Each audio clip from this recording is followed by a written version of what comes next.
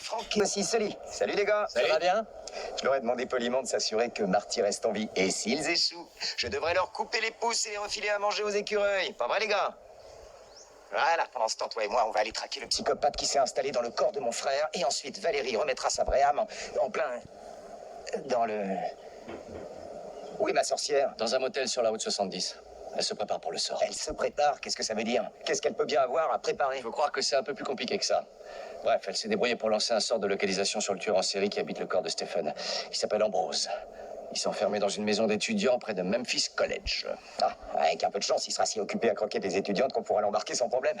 Écoute, merci d'avoir fait tout ce chemin pour m'aider, hein. Ça me touche. Tu sais, je me suis pas vraiment porté volontaire, Damon. Valérie m'a pas laissé le choix. Bah, tu sais, elle a dû se dire que ça te ferait sûrement plaisir d'aider un vieil ami. Surtout que tu t'apprêtes à te marier avec son ex. T'es sûr que c'est la bonne méthode?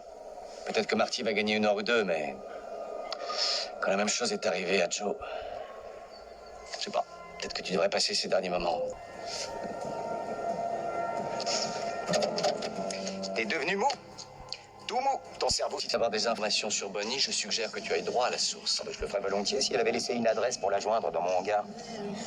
Oh, laisse tomber. Ça nous donnera un sujet de conversation à votre cérémonie de mariage. On comptait faire un mariage en petit comité. Juste quelques amis. Et depuis quand t'as d'autres amis que moi? Eh ben, on s'en est fait des nouveaux. Je sais que pour toi, c'était juste une petite sieste, mais pour nous autres, 3 années se sont écoulées. Les gens changent. La vie continue. Ça n'avait rien d'une petite sieste. J'ai passé des jours à souffrir le martyre, alors que je plongeais dans une sorte de coma pour éviter de détruire les êtres auxquels je tiens. Comme on sait où Ambrose s'est installé maintenant, je pense que je vais repartir vivre ma vie. Alors, si tu avais la gentillesse de me déposer à l'aéroport ou à la gare ou à l'arrêt de bus qui est tout près, tiens celui-là, s'il te plaît, juste là. Merci, arrête-toi. Ok. Écoute, je sais que tu m'en veux. C'est vrai, je reconnais que j'aurais pas dû t'envoyer une lettre. J'aurais dû aller à Dallas pour t'inviter à danser le quadrille dans un saloon et te le dire en face. Je suis vraiment désolé. Comment est-ce que je peux me faire pardonner? Je veux te dire un truc, Damon, j'ai aucune envie de participer à ta tournée d'excuses pour t'aider à te sentir mieux. Rien qu'une petite mission en souvenir du bon vieux temps, hein. Et je te jure que sauver la vie de mon petit frère sera bien plus amusant que de réparer les jouets ou les poupées que tes jumelles ont cassées. Ouais, je t'avouerai que je suis pas non plus hyper fan de ton frère en ce moment.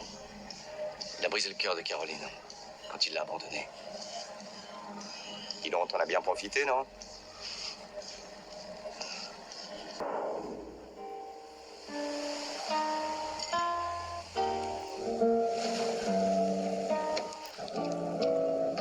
Et voilà pour vous.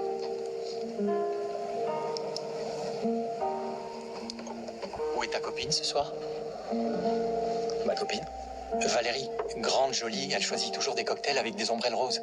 Ou alors tu as plusieurs copines? Oh, non, juste une. Tu as besoin d'aide? Qu'est-ce que tu écris? Une lettre d'excuse. J'aimerais que la situation soit différente, mais c'est plus sûr comme ça.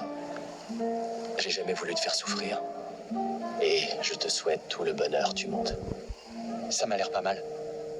Elle les a toutes renvoyées sans même ouvrir l'enveloppe. Peut-être qu'elle lira celle-ci. Peut-être.